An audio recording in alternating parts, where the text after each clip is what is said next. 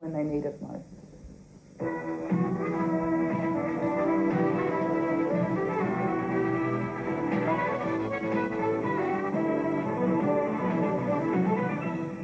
The real cost of unsightly graffiti in Brisbane is becoming much higher than you'd think. Not just the visual pollution, but the hundreds of thousands of dollars we spend cleaning it up. And in a disturbing development, police are becoming extremely worried about the violence that's becoming associated with it.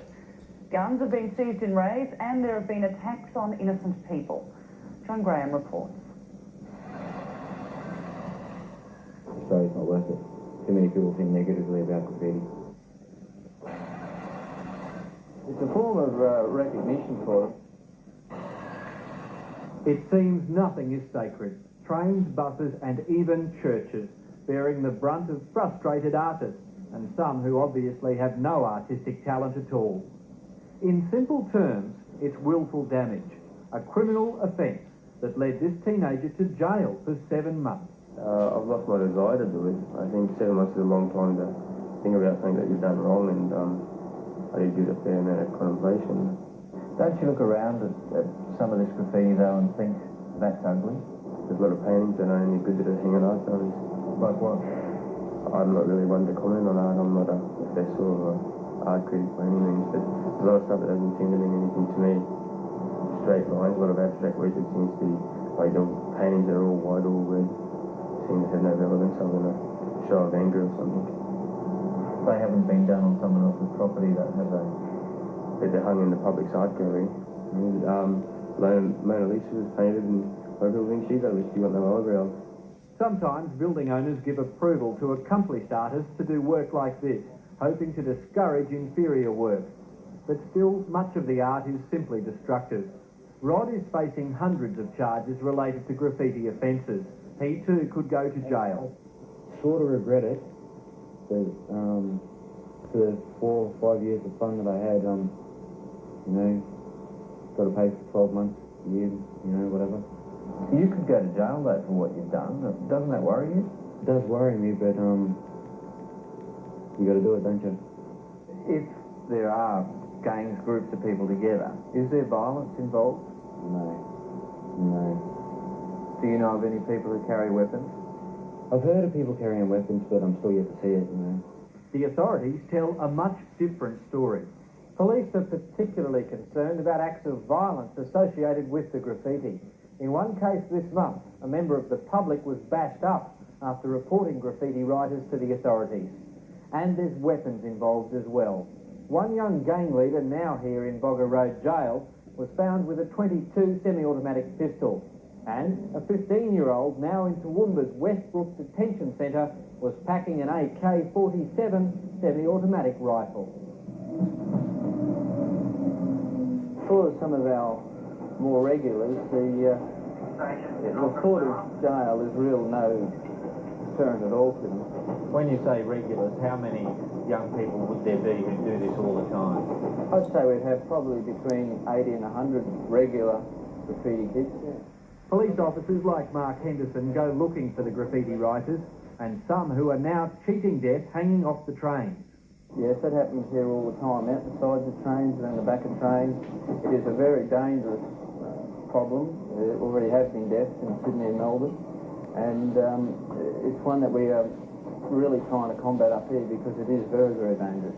Why do they do it? Don't these kids know that it could kill them? Yes, they call it a suicide run. It seems to be the daredevil thing for these graffiti kids to do. The railway squad has had 1,915 graffiti offences already this year. Graffiti on trains alone is costing the taxpayer $687,000. Once a train has been painted, they remove the train from the lines immediately and they clean the paintwork off. Therefore, it's not giving the participants in this activity gratification. They don't get to see their artwork. Some, though, have realised it's better to get money out of graffiti instead of a jail sentence. Twins Bill and Jamie Moulton have made it their business. If you do a legal wall, you can do it as big as you want, as colourful as you want, and it's going to stay there. Yeah. How many legal walls have you guys done? I don't know. too many to think of. We did our biggest job in Brisbane's in Carindale Shopping Centre. For that one job alone, they got $2,000. The boys did get into trouble with the law in Canberra when they were younger, but these days their message often mirrors that of the police. And you just risk your life to putting your name on the side of a train, and what if you didn't get your name on there and you got killed by it? I mean, it's not worth it. What is worth it is the money the young entrepreneurs make from breakdancing in venues like the Electric Circus nightclub. DJ on the cover call, crush!